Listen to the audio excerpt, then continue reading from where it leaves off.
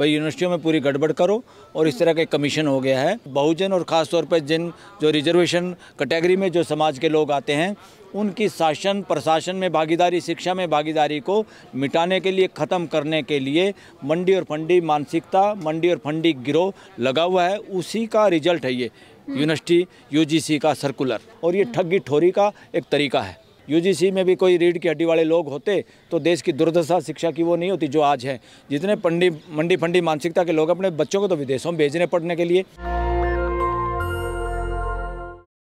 नमस्कार, मैं ब्यूटी गिरी और आप देख रहे हैं नेशनल दस्तक।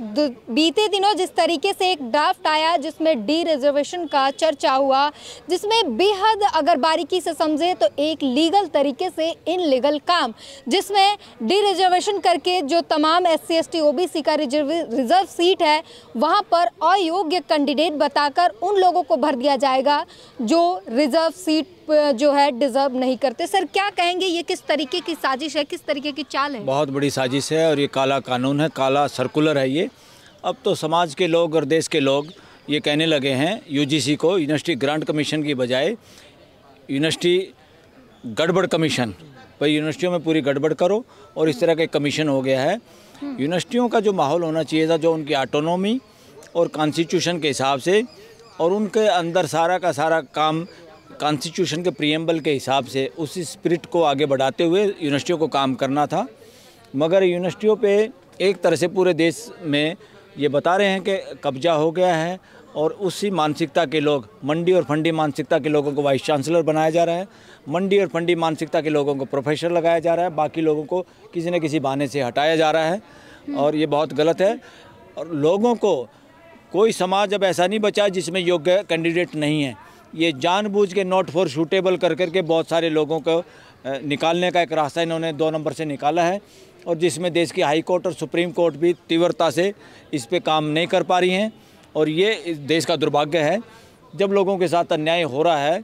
संविधान की शपथ लेने वाले और फ्री एंड फेयर काम करने वाले लोग भी समय पे खरे नहीं उतर रहे।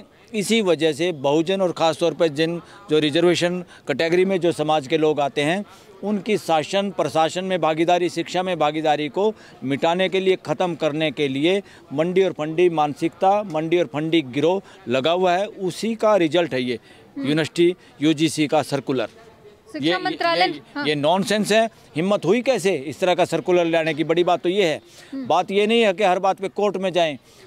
सरकार के उपक्रम या इस तरह की एजेंसियां, ये हिम्मत कैसे हो गई इस तरह के काम करने की कि उनको जो नहीं मिले दूसरों को लगा, तो मिले क्यों नहीं भाई? कहाँ हैं? हर समाज में इतने सारे लोग हैं इस योग्यता वाले। ये जानबूझ के एक शरारत है, कोई ना कोई बहाना चाहिए। बहुत दिनों से पहले वो हमारे यहाँ एक रिजर्वेशन पे कानून था बना, कॉन्स्टिट्यूशन बेंच ने बनाया, मैं उसका नाम भूल रहा हूँ। उसमें ये था कि 50% से ज़्यादा रिजर्वेशन नहीं करेंगे। यानी ये क्यों हुआ था पता आप लोगों को? क्योंकि मंडी और फंडी मानसिकता के लोग सुप्रीम कोर्ट और हाई कोर्टों में भरे पड़े हैं। अगर देश के बहुजन लोग इसमें होते, बहुजन लोगों के पूरे समाज का प्रतिनिधित्व अगर हाई कोर्ट और सुप्रीम कोर्ट में जजों के रूप में हो, तो सुप्रीम कोर्ट में फैसला करने का भी किसको संविधान की ज़रूरत है, किसको असली फंडामेंटल राइट की ज़रूरत है? वो लोग हैं बहुजन समाज, और उसी समाज के लोग हाई कोर्ट और सुप्रीम कोर्ट में जज नहीं हैं, नाम मात्र हैं। और वहाँ एक तरह से उसी तरह का जूरिस्प्रूडेंस, उसी तरह के फैसले होते हैं जिसमें कहीं ना कहीं नुकसान होता है बहुजन समाज के लोगों को, चाहे उनकी नौकरियां हों, चाहे इस तरह के सर्कुलर यूजीसी द्वारा हों। फिर आदमी घूमते रहो कोर्टों के चक्कर लगाते लगाते, और समय पे ना वो फैसला होता, और जो अल्टीरियर मोटिव होती है, जो गंदे इरादे होते हैं सरकारों के और मंडी फंडी मानसिकता वाले लोगों के, वो फलीभूत हो जाते हैं। जब तक वो इम्प्लीमेंट हो जाते हैं, जब तक बहुत बड़ा नुकसान हो जाता है समाज का। पर सर, शिक्षा इसके खिलाफ लोगों को बोलने की जरूरत है। इसके खिलाफ लोगों को बोलने की जरूरत है। और सत्ता में भी इस समाज के उस वर्ग के जितने लोग MLA MP हैं या मंत्री संतरी हैं, वो सारे के सारे प्यादे की तरह चुपचाप बैठे हैं, रबर स्टैम्प की तरह। वो अपनी ड्यूटी नहीं कर रहे। अगर वो भी अपनी ड्यूटी करें तो इतनी हिम्मत और ना हो यूजीसी में इस तरह का सर्कुलर हो बिना शिक्षा मंत्री के, और बिना शिक्षा मंत्री प्राइम मिनिस्टर ऑफिस के ये काम नहीं कर सकता। ये सारी की सारी डायरेक्शन कहीं और से आ रही हैं, और यूजीसी तो एक मात्र खाली डाकिए का काम कर रहा है। शिक्षा मंत्रालय ने बाद में कहा कि डी रिजर्वेशन ना अभी किया जा रहा है ना बाद में किया जाएगा, फिर ये कहा जा रहा है कि अब विरोध क्यों?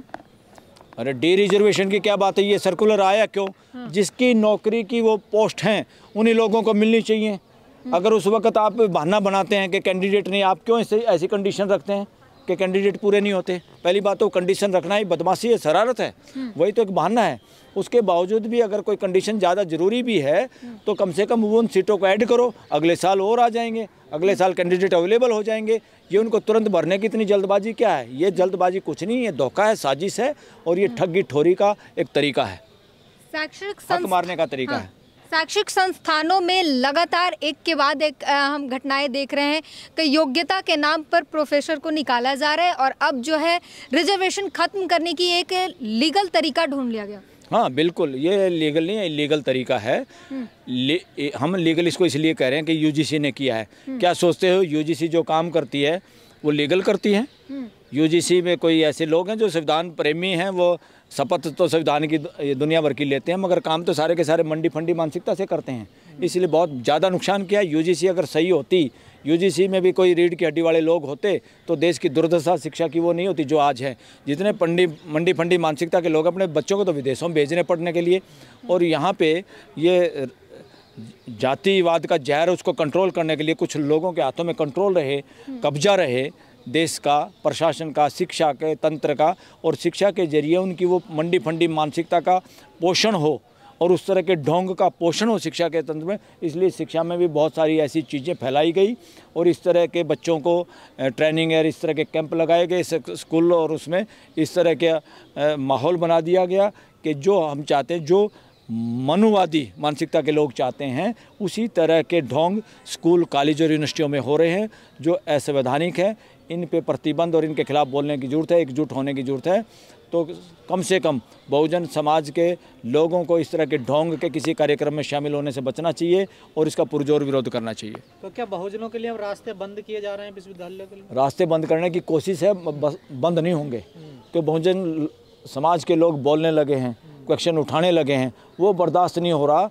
तो दिया जब टिमटिमाता है ना, लास्ट में जब उसका तेल ख़त्म हो जाता है, वो इस तरह से ज़्यादा प्रकाश करता है, उसी तरह का अब ये नहीं होने वाला।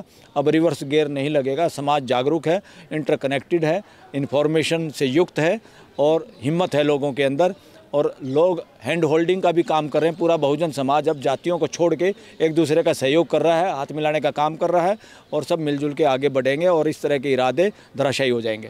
तो आपने सुना किस तरीके से उन्होंने बताया कि जो शैक्षिक संस्थान है, विश्वविद्यालय है, वहाँ पर SC SC OBC के रास्ते बंद करने की साजिश जो है वो एक तरीके से चल रही है, और इसे ये डी रिजर्वेशन का ड्राफ्ट लाकर UGC ने एक बहुत बड़ी चाल जो है वो सामने आई है, और ये साफ बताया जा रहा है कि किस तरीके से एक साजिश रची जा रही है।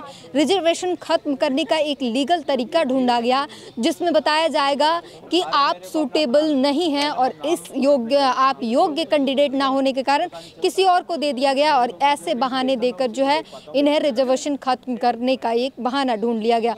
पूरी बातचीत पर अपनी प्रतिक्रिया जरूर दीजिए। कैमरामैन तौहीद के साथ ड्यूटी गिरी, नेशनल दस्तक। नेशनल दस्तक की आपसे गुजारिश है कि अगर इसको बचाना चाहते हैं तो नेशनल दस्तक को सब्सक्राइब करने के लिए रेड कलर के सब्सक्राइब बटन को दबाएं, फिर बेल आइकन की घंटी दबाएं। नेशनल दस्तक को बचाने के लिए बहुत जरूरी है कि हर खबर को शेयर करें, लाइक करें, कमेंट जरूर करें।